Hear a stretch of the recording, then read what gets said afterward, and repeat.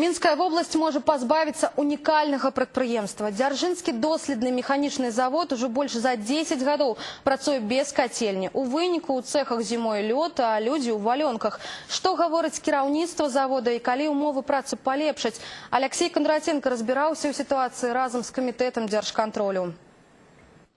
На вуліцы -5, а ў цэхах яшчэ халадней. Рабочым дзяржынскага механічнага завода не пазайздросціш. Каб сагрэцца, вымушаныя рабіць перапынкі для самаробных электратэнаў і радыятараў. В результате за 2012 год сверх нормативов израсходовано электроэнергии на сумму более 300 миллионов рублей.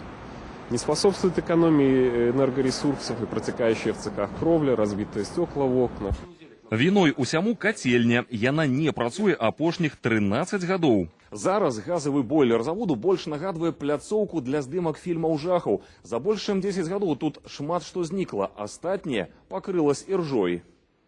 Зрэшты, новае кіраўніцтва завода ўжо бачыць шляхі яго выратавання, бо такіх прадпрыемстваў па выпуску грузападымальнага абсталявання і кранаў нават у СНД адзінкі будзе дамаўляцца аб банкаўскіх крэдытах.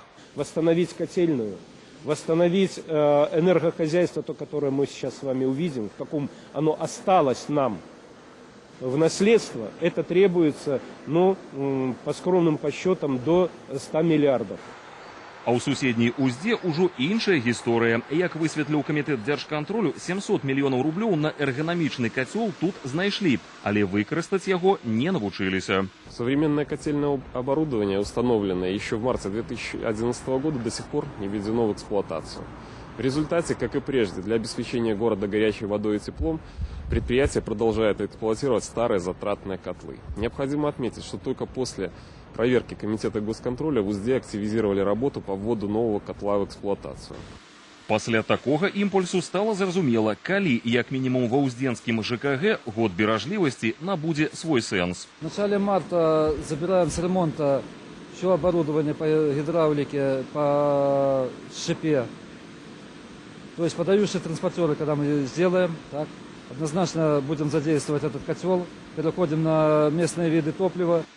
Спажыўцы камунальных паслуг розніцу не адчуюць, але ў маштабах вобласці энергазберажэння нават на такіх невялікіх аб'ектах гэта істотная падтрымка эканомікі ўсёй краіны. Алексей Кондратенко і Віталь Селяўка, агентства Тэленавін.